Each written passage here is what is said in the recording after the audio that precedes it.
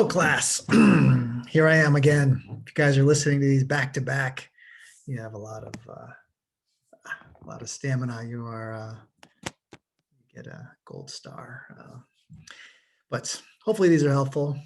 Better be. All right. So now let's take a look at vision part 2. We will. We'll get to the rest of vision, and then we'll have just one lecture I've left on hearing in equilibrium. All right, so let's take a look here. Look at all these eyes, very, very cool. And you can see different pupil sizes. You can see your cat's eyes, very narrow pupils, so they can really close down the amount of light. They're more nocturnal kind of creatures, and so they can really open them up big at the nighttime to gather all the light. Yeah, but pupil size can be pupil shape. They're all different kinds of shapes. Goats and frogs have all different kinds of pupil shapes. That's not really important. Mainly, it just needs to let light in, vary the amount of light that gets in. Here's some histology. You know, I got to show you some more histology. Normally, the lens. Let's see. I do right, yeah. Normally this will all be filled in. I mean, it's just, but that's the lens will be solid. And yeah, we're missing the little suspensory ligaments that would hold it. Just in the slide, it doesn't show it very well. And then here's the colored iris that comes on either side. And then look at how curved that cornea is, right? And so from last lecture, you make that aqueous humor here. It's going to float over the lens through the pupil. It's going to cause this pressure to keep the cornea bulgy, and then it'll get reabsorbed in this little these little veins around the outside. There you go. All right, so more about the lens a little bit. Again, no blood vessels and crystalline, so it's clear, and it's going to refract or bend the light that's coming in to focus it on your retina in the back of your eye. Now, it also blocks UV radiation. So that your retina prevents retinal cancer, normally. So it's gonna, just like, glass or sunglasses block UV light, right? Well, your lens normally does that. So they do have to watch when they put an artificial lens in there that it also has that UV blocking capability, or else way too much UV light will be able to get in and damage your retinal cells. But yeah, it's just an artificial lens. Yeah, you'll see that really commonly. I remember in the cadaver lab, cut open an eye and you'll see these little stitches, and they'll come with this piece of plastic. Yeah. So it doesn't focus like our lens does, but the muscles will move the lens and cause focusing. Yeah. Well, as you get older, and I found this out, I was very dismayed when I got older, 40s. Yeah. I had to give in and finally realize that my vision wasn't the same. No glasses when I was your guys' age, in my 30s, no problem, But it just became more difficult to get, well, yeah. I guess, I don't know what caused me to go to see the eye doctor, but once I got glasses, I walked out like, oh, then I could see every leaf on the tree. It's just really different. So you get really used to like losing good vision, and you just get used to it, and you're like, oh, I don't need it. I can drive, I can do this. But when you put them on, it's like, oh, okay, that's what I'm missing. And a lot of you out there wear glasses and contacts, so you know what I'm talking about. For me, it was a new experience about like 5 years ago, something like that. So I started wearing glasses. But this presbyopia is what I got. And it means old man eye, pretty much, elder eye. And what happens is simply that the lens and that membrane around that surrounds it, that capsule, becomes less flexible. So I can see in the distance, there's issues with that too, but when you, especially trying to focus up close, my ciliary muscles contract, my lens should ball up, but it doesn't that much. And so it's hard for me. My near point, remember how close you could focus? Further and further away. So you'll see older people hold the newspaper for far away, or a menu, because they can't see up close, because their lens won't ball up anymore because it's not as flexible. So happens to the best of them, this presbyopia, where you get a loss of accommodation with age because your lens, loses that flexibility. I'm just reminding you, this disease, remember, clouding of the lens, cataracts. Yep. Another view, and so you have, and your lens keeps growing throughout life, and so that's one of the issues with it getting less flexible. It gets larger and less flexible. Yeah. Cool. So eye color, of course, it's interesting. I mean, there's no real biological value: brown eyes, blue eyes, green eyes, hazel eyes. Although lighter eyes have slightly greater incidence of retinal cancer. So apparently having darker irises prevent some UV radiation from getting in there over the years. But it's not simple. One gene, I got the blue eye, like brown eye dominant, blue eye not. It's not that simple. There's actually, you can see 15 different genes involved in eye color.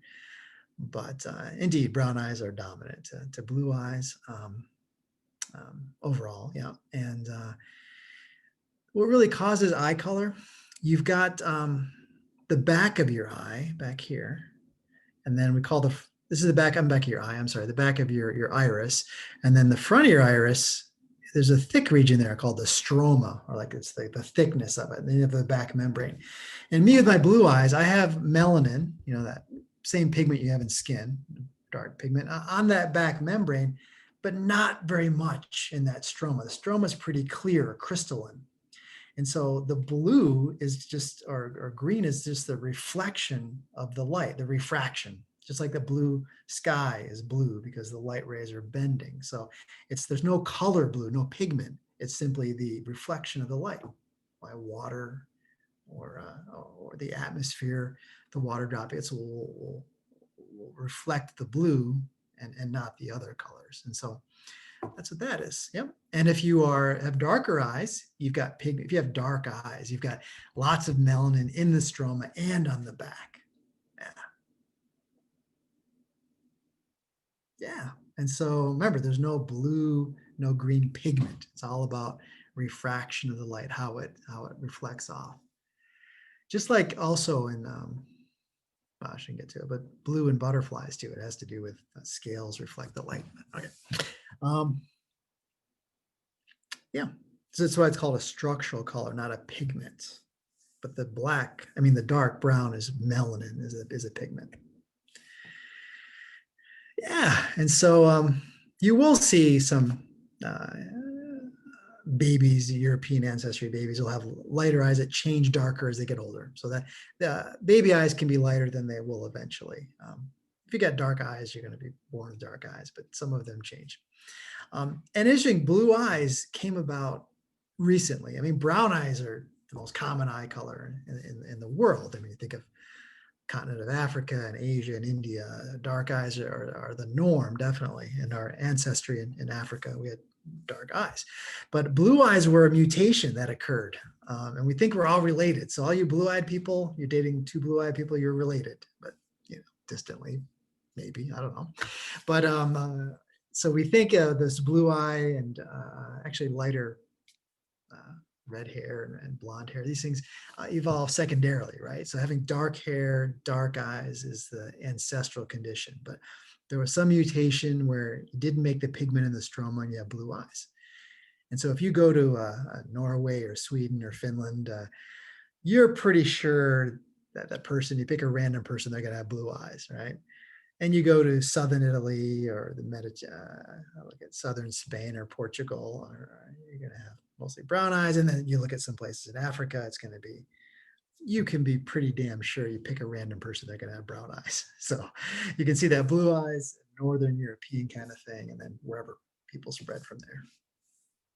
Yeah, heterochromia. I think someone in class showed me that. They got a little difference in the retina. I'm sorry, in the iris, you got a little different color there.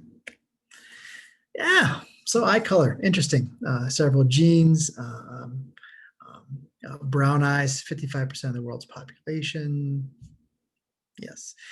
Blue eyes, genetically recessive. It's because of scattering of light. About 8% of the world population has blue eyes. And the rarest would be green eyes, right? Yeah, green eyes, less than 2% of the population. A lot of that, Scotland, or does it say there? Northern and Central Europe, yeah. You see some green eyes, yeah. And hazel and amber are all variations of that. All right, eye color, interesting. All right, so let's get serious now. We've talked about the iris up front. We talked about the sclera and the cornea, that choroid coat back there, ciliary muscles. Let's get to the retina, because the retina is the brains, the computer, the sensor that senses the light. So the retina, remember on the cow eye was this kind of, it just fell like just, it's very delicate, just kind of fell off the choroid coat and kind of balled up in the corner there. But the retina, and in the development of the eyes, they develop as this eye cup that's an extension of the brain. It's going to be this membrane that's going to have all these rods and cones, these modified neurons that detect light chemically. It's so cool. Light changes a chemical, and that depolarizes, and it tells you that light has hit this one type of neuron. Yep. And then in the back, it all leaves out the optic nerve, this cranial nerve number 2, this huge nerve that's going to carry all the wiring from all the information, the light that's hitting this photosensors in your eyeballs. So, so cool. All right, so if you look at the back of your eyes, if you take a instrument, ophthalmoscope, they look in your eyes, you look at the retina back there. And they'll do that to look at diabetes too, because there's delicate blood vessels back there, but they want to look at your eye, see what's going on. You'll see this macula lutea, which means spot yellow. And in the middle of it is a little depression, the fovea, which means a little depression. And that is where you have the best vision. Nothing but cones, just sharp vision, and no blood vessels there too. So that's the best of the best. And when you want to see a clear image, you look directly at what you want to look at. Everything in the periphery is not as good color, it's not as good focus as when you look. So you move your eyes to whatever you want to look at, and it focuses the light on that fovea in the middle of that yellow dot. And that is where you have the best vision. If you look just to the side of that, it's going to be your optic disc. And now that's where you have no vision. That's where the nerves leave, and you have no rods and cones. But again, your mind fills it in so you don't see it. And then the back, that in front of the retina, that actually holds the retina back against the choroid coat, is this jello, this vitreous humor, this jello. Well, the vitreous body has collagen fibers, but it's clear. It's like clear jello that fills up that whole back 5/6 of your eye with this clear jello, is this vitreous humor. There it is, that jelly in there. Yeah, kind of like turned into water when we opened it up, but yeah. Oh, and in that vitreous humor, you can have inclusions that form, little things that precipitate out like this, called floaters. And so you really notice if you're looking at a white wall, and you'll see these little things. And if they get really bad, they can suck them out with a syringe. Oh God, imagine a syringe going in your eyeball. But these floaters can occur, and they cast a shadow back in your retina, and you can ignore it. Your mind can filter it out unless it gets too bad, and then you can't ignore it. Beautiful. That's a view. That's a view of your retina looking straight in. And what you see is, this is the optic disc where the optic nerve is. And that's where all the blood vessels come in too. They all come in through that same optic disc. And then this macula here, this yellow spot, a little fovea in the middle, all the blood vessels come right to it, but then they stop. So you should have no blood vessels in the macula, because blood vessels would obscure giving you that sharp vision. Yeah. Beautiful. And like I say, in diabetes, it really affects your small, delicate blood vessels. And so blindness is one thing that can happen in diabetes, because these are really delicate blood vessels. And by looking in your eye, you can get a look at them and see what's going on. Well, this retina is not glued back there. It's not tacked back there. It's just the pressure from this vitreous humor, this jelly, pushes it back against the choroid coat. And if you have damage, you're hit in the head and your retina detaches or some fluid builds up back there, that part will start dying. And you see that simulation, you get blind there. And so you've got to, it's time sensitive. You've got to do surgery and put that retina back, and then you can continue to, the retina won't die. So detached retina, not addressed, will cause blindness. All right, so all this part is filled with that vitreous humor, jello-like substance. Beautiful. And you see straight across is that fovea. And then nearby, your optic disc or blind spot.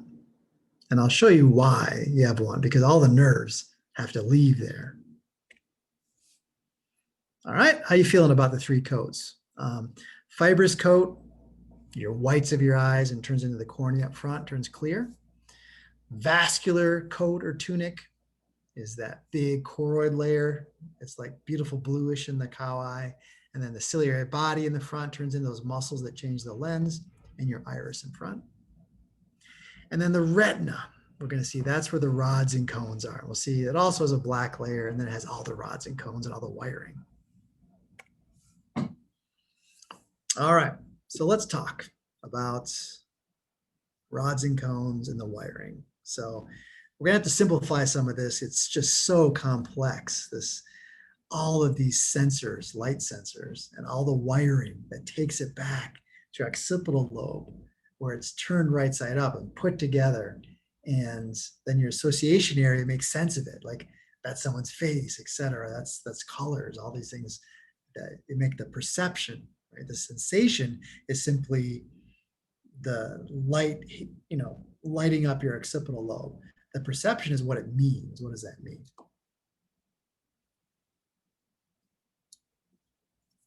All right, so this is what we're going to focus on. The light.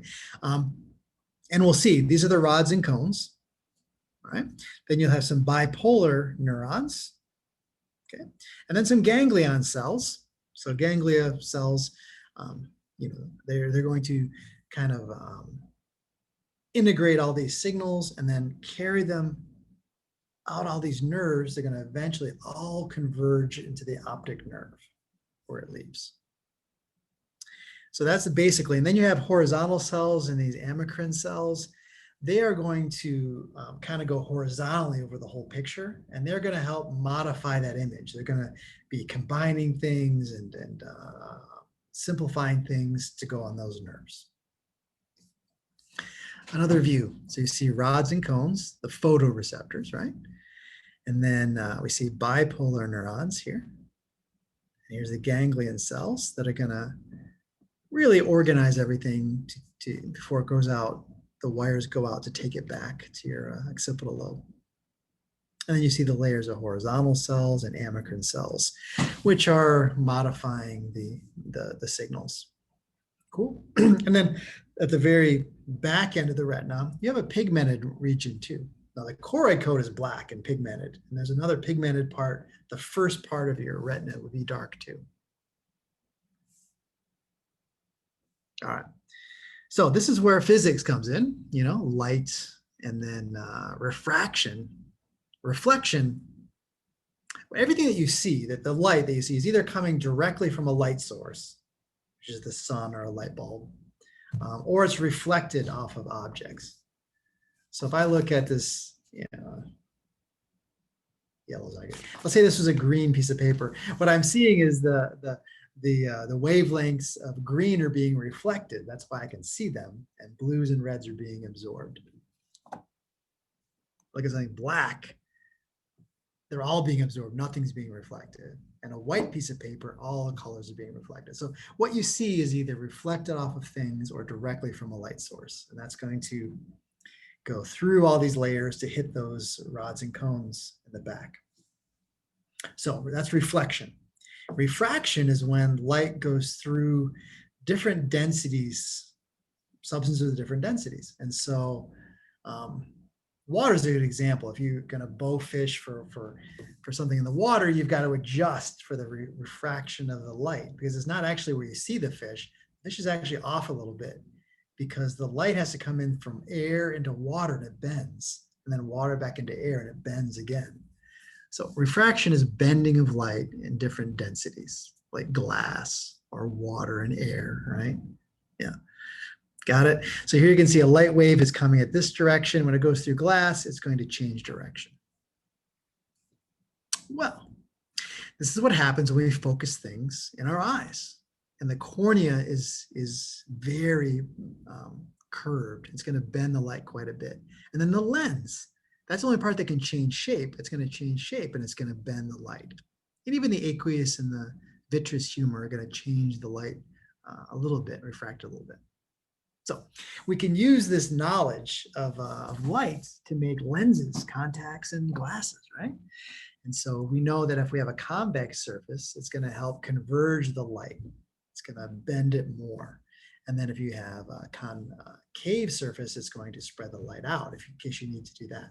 So people that the image is, in front of the retina or behind the retina, we can move it to the retina by getting corrective lenses. Yeah. So you see, these light waves are being reflected off that pine tree, and they're coming in. And if it's a distant pine tree, that's pretty much parallel. And if it's close to the pine tree, it's more of an angle. And so we have to change the shape of the lens to focus it just perfectly on that retina. Just like if you focus a slide projector, movie projector, it's really sharp if it's right on the screen. If you focus too far or not enough, it's going to be out of focus. So you have to focus it right on that retina or screen back there. And the lens, of course, we can change shape so it can move. That's the focusing. But realize that you can see this, the cornea actually does 3/4 of the bending. It's just such a convex surface that it's going to do a lot of that bending for us. And again, the image upside down, backwards, and our mind puts it back. Now, a lot of people, their eyes don't perfectly focus it on the retina. And if you're nearsighted, you need to know it's called myopia. It's also used like a very myopic. You're short-sighted. You don't look into the future. You're myopic. But in biological terms, it means that it's focusing in front of the retina. And hyperopia means it's focusing behind the retina. So if you're nearsighted, you see things near a problem of a distance, you can compensate a little bit by changing the shape of the lens. But there's a point we're looking at things far away that it's just not going. It's going to be in front of your retina. You can never get it in focus. So lenses will correct that. All right. So it could be a lens problem, a cornea problem. But if your eye is too big, too long, you're going to be myopic. It's because it's going to focus in front. And if your eye is too short, it's going to focus behind. So that's one possibility. Yeah. So corrective lenses will change. We'll bend that light and adjust. Now, astigmatism, as we talked about in lab, is an issue not with the combination focusing, but it's related because it means that your cornea, it could be your lens, is not perfectly smooth, but it's weirdly shaped. And now if it's perfectly spherical, no abnormalities, just perfect like a crystal like that, then you don't have astigmatism. But most people, the lens is not perfect like that. And in many cases, instead of being a sphere round, it's like a spoon or like a football shaped. And so the issue with that is that you're going to have some of it's going to be in focus and other parts it won't be. And then you focus that and the other. So you end up, your eyes get tired because they keep going back and forth trying to get all in focus, but you can't get it all in focus because you're not perfectly round. You're kind of a weird shape. And so we looked at that thing in lab where we looked in our periphery to see if there was differences there. So that's what astigmatism is. And now, of course, we looked at this thing in lab, but they have beautiful instruments now that map the shape of your cornea right there, and so they can address that with corrective lenses. All right, astigmatism. All right, let's get to this, the rods and the cones. Briefly talk about the chemistry, just so you get an idea of it, and we'll talk about how you see colors and black and white. All right, so cones are for color, cones color. Rods see black and white. You're like, why don't we just have all cone? Well, why we have black and white? Like black and white TVs, they're not around anymore. Because the rods are hundreds of times more sensitive to light. So they're really good in dim light. Cones need bright light. Cones are useless when it gets to be twilight. All right. So that's what we have. We have a mixture of that. So during bright light, we see with our cones color sharp. And as it turns into nighttime, our cones are shut down. We use our rods. So we don't have as much acuity. We don't have as much, we don't make a clearer picture, but we can gather more light because our rods are more sensitive. All right, so take a look. So you can see obviously rods and cones make up a lot of our senses. We have so many back there. That's our large part of our occipital lobe, large part of our cerebrum is dedicated to analyzing these images that come in from the eyeballs. 120 million rods, 6 million cones. So we have more rods, more black and white than color. Yeah, and so rods, hundreds of times more sensitive to light. Rods are. So they're really good in low light conditions, but we can't see color with them.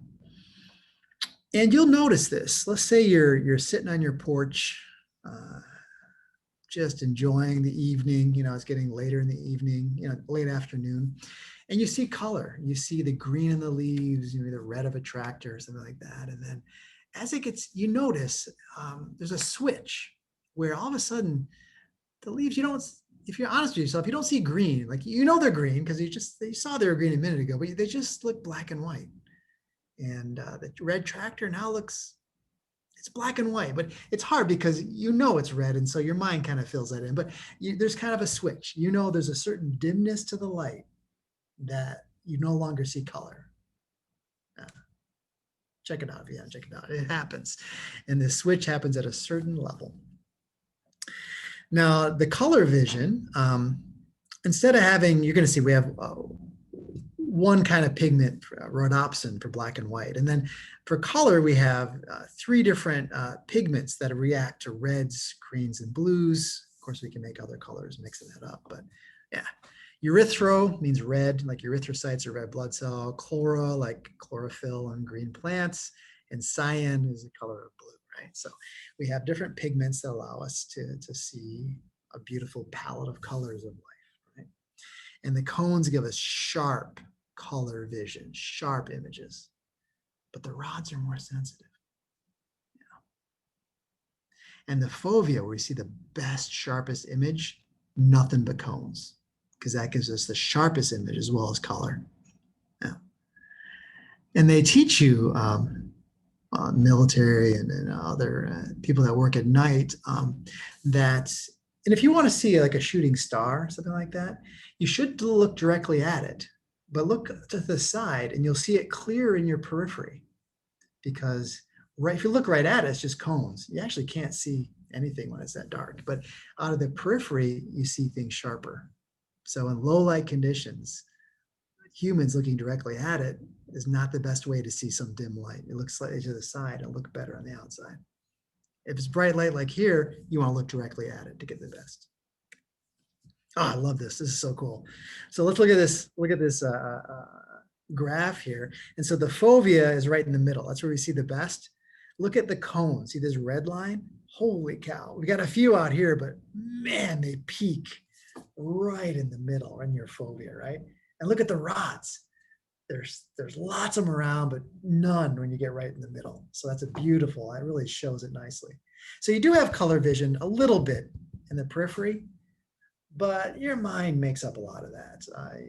Right in the fovea in the middle is where you have those reds and greens and blue receptors. Otherwise, it's black and white out here. When you look at something, the periphery, I can see color out here. But everything actually is is more, it's definitely fuzzier, isn't it? Ah, gorgeous. So here it is again. You can see the back layer of the retina has a pigmented layer. It's got some melanin, some darkness.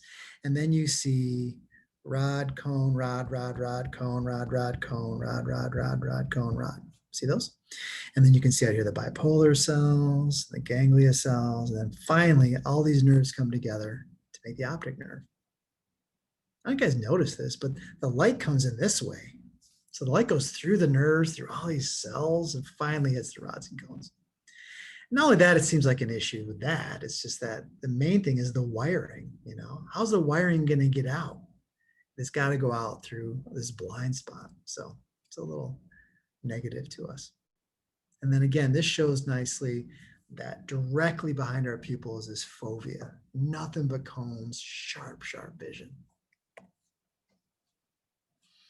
All right, and I'll show you why it's so sharp, you know, because really when you look at these rods, there can be 50 rods for one wire.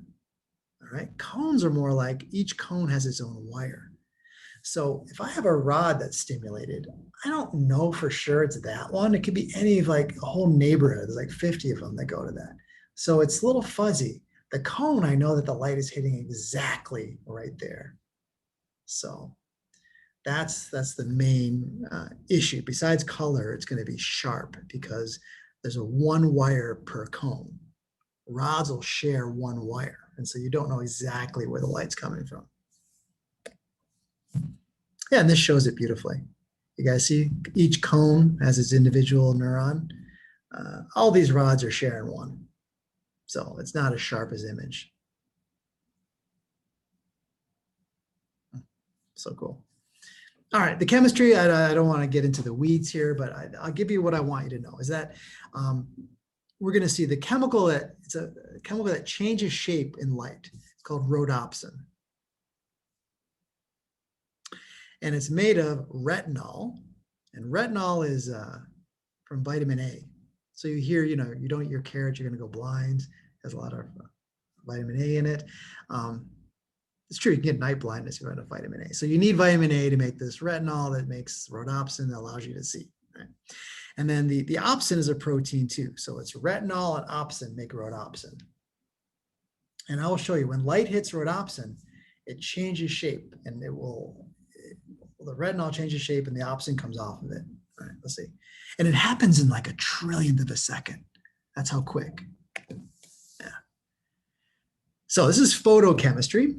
And in organic chemistry, you do photochemistry, you put lights, and light will change the chemicals when it hits it. And it's cool. This retinol goes from a cis to a trans configuration. So it changes shape, right? Rotates around a bond. And that's all it takes. It happens that quickly. And the change of the shape of that causes it to disassociate the retinol from the opsin. And then we'll see what happens. Right? Yeah. Cool. And so, yeah, we'll see that in the cones, you have different pigments that react to different wavelengths of light. And then the other one, rhodopsin just reacts to light.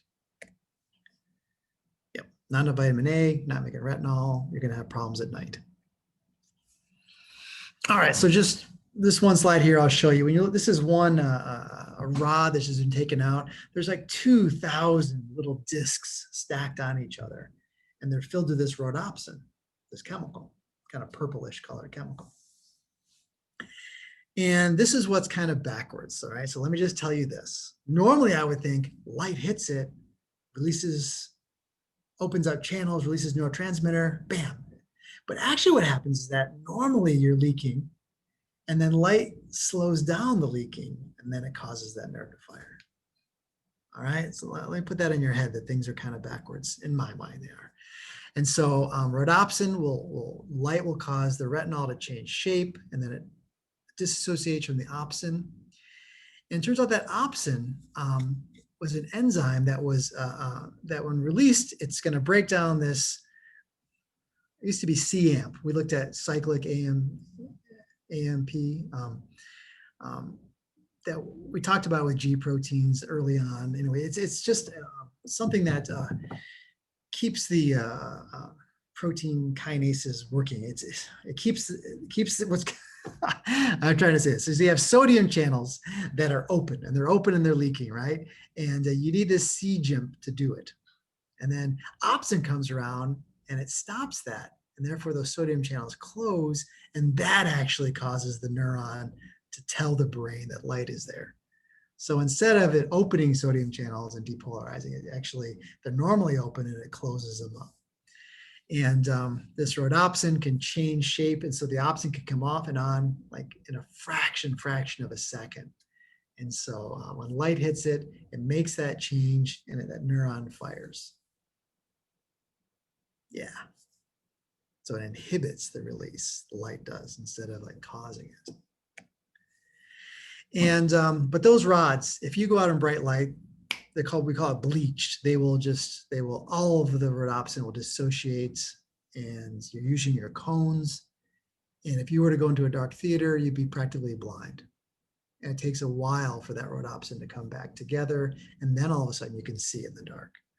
Yeah. So you have your eyes are what's called light adapted and dark adapted. And if they're light adapted, all of your rods are bleached. You're not using them, you're using your cones. And if you go into darkness, the cones will be useless, and you need those rods. Once they're recharged, they're good to go. If you walk out in the bright light, it almost hurts. You feel that you have this bleaching, it's called. All the rhodopsin is going to be disassociated, and you've switched to light conditions. All right. So what is color? I mean, color is different wavelengths of light. All right. And we can see that it contains, the sunlight contains all the different wavelengths when you see a rainbow, or you use a prism, and it breaks it down into the small wavelengths of blue to the long wavelengths of red and everything in between. So that's what color is. And we have a visible spectrum where we see colors from red to blue. Now, insects like bees see further, even smaller wavelengths into the ultraviolet. So they see the world differently. And the deer I'm going out trying to find, I wear blaze orange. They don't see that color. And so we humans, and even humans vary in our spectrum that we can see, called the visible spectrum. And that's all that we see. My God, even though there's different wavelengths, this is all we can see. And so that's what humans are used to. We use these colors. And of course, useful for us, we know when fruit are ripening, they turn from green to red. Used in sexual selection. You think about what are the most brightest colored animals you think of? It'd be butterflies, coral reef fish, and poison dart frogs. And of course, I go to frogs, but these things are brightly colored. They use colors.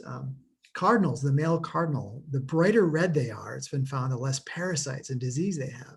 And so females prefer the bright red males because it shows they have healthy genes. This is so cool example of this. And so that's what we use color for. We find our food, we find mates,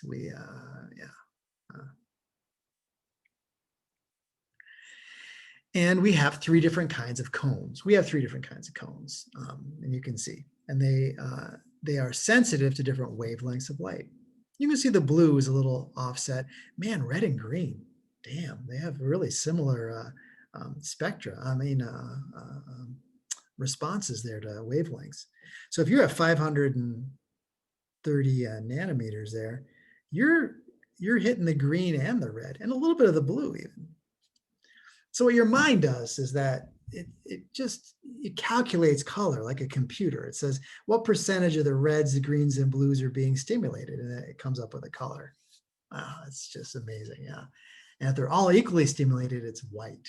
And if none of them are stimulated, it's black, if they're not working at all. And just to show you, birds have 5 different kinds of cones. So we think we're the best, right? But they see even better in color. Yeah, and so it's interesting, this overlap. And our minds calculate colors, based on which cones are being stimulated. And you get color blindness. I mean, true color blindness is really rare, where you see black and whites, if you have no cones. And you can tell an animal like your dog and your deer, you don't have to like ask them if they can see colors. You can just dissect their retina and see if they have no cones, they don't see color, right? But when you have issues with these pigments and cones, you have different kinds of color blindness. And the most common is red-green colorblind. And I've talked to some of you in lab, male and female, that are colorblind. So interesting. And I had a really good friend of mine is colorblind too. This red-green.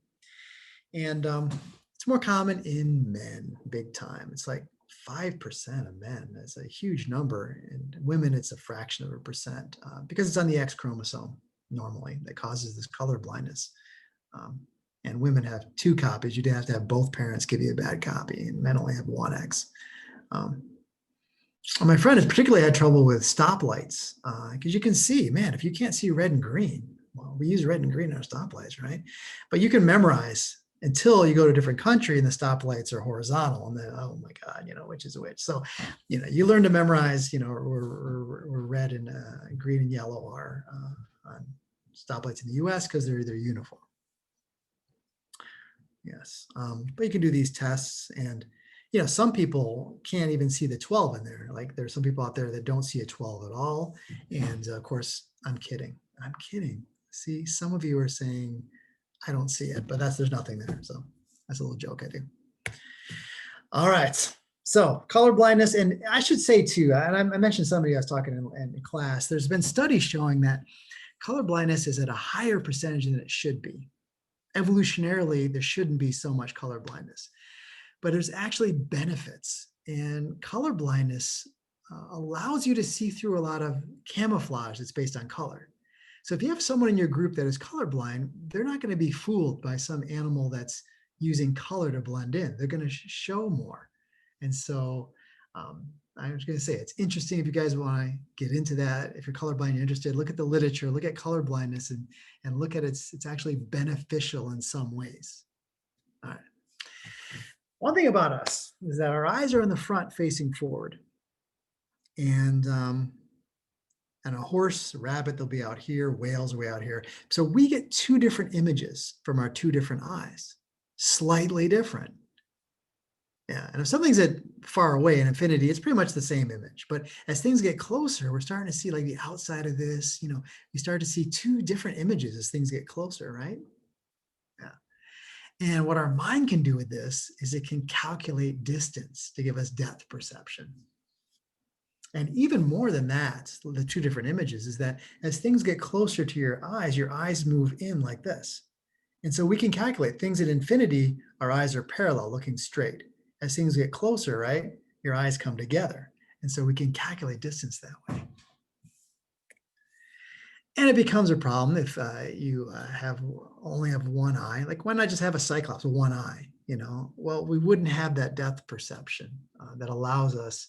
And being primates, we swing from branch. We need to know where that branch is, and we need to, find prey, so we have really good depth perception. But with only using 1 eye, you learn to use other clues, how big things are to judge distance. But you definitely have more problem with depth perception with just 1 eye. Well, I didn't mention how pirates use a patch.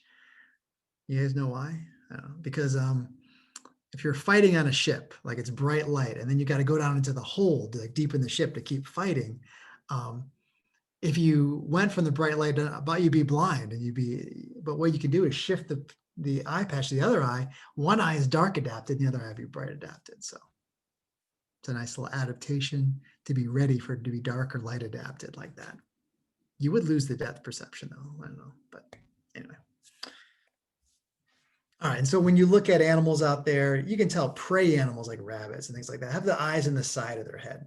So they look at this woodcock. This is a bird lives on the woods out here. You can see 360 degrees. Yeah, but you can see that very little binocular vision where there's overlap for good depth perception. But they're looking for predators from every direction. Yeah, cool. And then owls have freakishly ability to turn their head, because their eyes are pretty solid in there. Yeah. So we have eyes that look forward because we have good depth perception, and predators, you'll see that, and prey, you'll see more eyes on the side so they can see that. And whales always have two completely different images. Our images are similar, there's overlap. Their eyes are so far apart, they can just get two images their whole life. Yeah, and so you can see that we have this overlap. And as I mentioned in cranial nerves or the optic nerve, there's the optic chiasma where they cross. And as you can see, half of our image from each eye crosses over to the other side. You can see it's that medial or nasal half, the middle half, that crosses over, and the outer half stays on the same side. And our minds put it together, it's just amazing. Yeah. So if you had damage to one occipital lobe, it would affect both eyes. Get that? Yeah.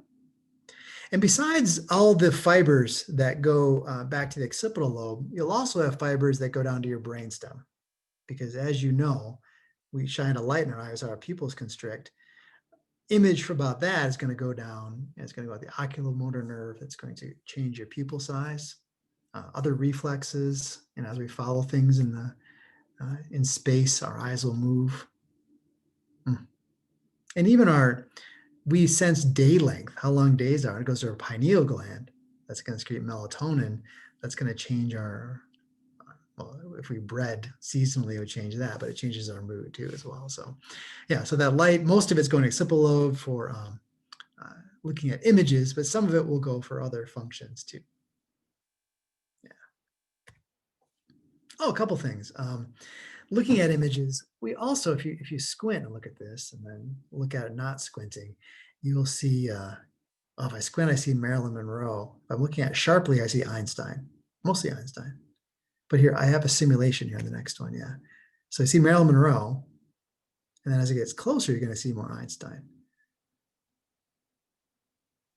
Yeah. So this is just a kind of a trick, but it just shows us our eyes that when you see things closer, that those dark lines show up. We see Einstein, but things farther away, if you're squinting, you see more of the shape. You can see that. And another example here, if you squint at this, like if you don't squint, I see a dolphin. You squint, you see a car. Does it show up that well for you guys? I hope so. All right, and then finally, as you get older, what happens to your vision? Well, rarely does it get better as you get older, right? I talked about presbyopia, right? So some problems, of course, elderly people, dry eyes. Your eyes dry out, and it's painful. And so there's drugs and, like I say, drops, things like that. Floaters are going to be inclusions in your vitreous humor. They're going to cast a shadow back there and cause, areas where you can't see. Of course, the lens loses elasticity, and then you no longer can focus very well. So when you're young, you guys, your lens changes shape pretty easily, flexible. As it gets larger and gets older, and then it's going to become less and less flexible. Glaucoma happens often, where you have an inequality in the absorption versus the production of aqueous humor, and you get pressure in your eye. Again, you don't notice it, but it can push back there and cause blindness. And then cataracts, the lens gets cloudy, and that's going to block the light, and you're going to go blind from that as well. And then I'll show you the next slide, talk about macular degeneration. And this is a huge problem. Look at that, 33% of people over 75. So macular degeneration, it's just like it sounds. That macula, where you see the best, as the fovea in the middle of it, degenerates. Okay, and there's like a wet and a dry version. And dry version, just that fovea, it's just the rosin, it's just gonna be cones. The cones are just gonna break down, and you're not gonna be able to see. And then the wet version is that blood vessels grow and fluid comes out in the macula. There's not supposed to be any blood vessels. And imagine how disheartening to have the vision in the best part. You can only see in the periphery, where it's kind of fuzzy. Like, who wants to see that? And so in the middle, where you want to see, while the cones are, it's degenerated. You become blind there. So, and then there's drugs they'll introduce. My stepdad talked about that. has macular degeneration and they put a needle into his eye. So that's really something. And they'll put drugs right in the macula to help prevent that.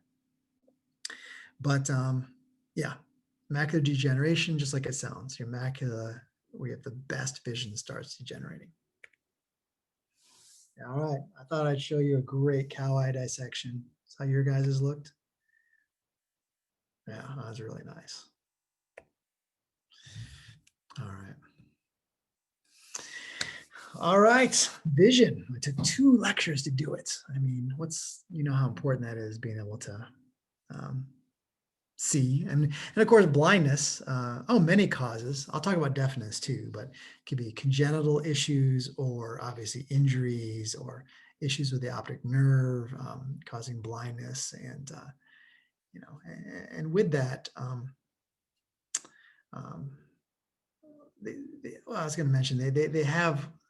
I talked about synesthesia with you, and how you have a cross modality of your senses, and how we think maybe in childhood, when you're early development, there is a lot of synesthesia, and as you grow up, your senses separate out, and so there's not as much crosstalk like that. But there is something where we'll talk about cochlear implants, but here there's glasses that have cameras on them if you're blind. And so, and they have that image, have a computer generate it into this electrical pattern, and it actually goes in a nerve on your tongue. They put in implants, this like net on your tongue. And so visual images turn into, feels like bubbles on your tongue, I guess. That's, and it's obviously not actual vision, but it makes you able to see in a way. Your mind interprets that as being, an object being close or far away. So anyway, that's pretty cool technology. So we haven't able to do eye transplants or anything like that, because the optic nerve, imagine, I talked about nerve regeneration is tough. But yeah. All right, I was digressing there, but all right, one last lecture I have for you this semester. We'll talk about hearing and equilibrium. All right, good night, good morning.